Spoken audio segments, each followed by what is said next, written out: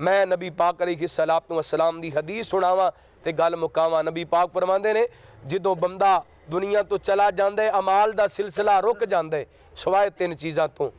नबी पाक अलैहिस्सलातु वस्सलाम फरमांदे ने इज़ा मातल इंसाना इन कता अनहु अमलुहु इल्ला मिन सलास, तीन चीज़ां तो अलावा बाकी सारे अमाल दा सिलसिला रुक जांदे। सब तो पहला सदकतन जारिया, बंदा अपने हाथ दे नाल कोई नेकी कर जांदे, मस्जिद बना जांदे, मदरसा बना जांदे, कोई रफाए आमा दा कम कर जांदे।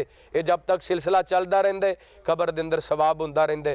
दूसरे नंबर ते ऐसा इलम जिहड़ा लोगां नूं नफ़ा दे, जिवें असीं अपने उस्तादां कोलों पढ़िया, साडे उस्तादां अपने उस्तादां कोलों पढ़िया। ये पढ़न पढ़ाउण दा सिलसिला जब तक चलता रहेगा कबरां दे अंदर लेटन वालियां नूं सवाब हुंदा रहेगा।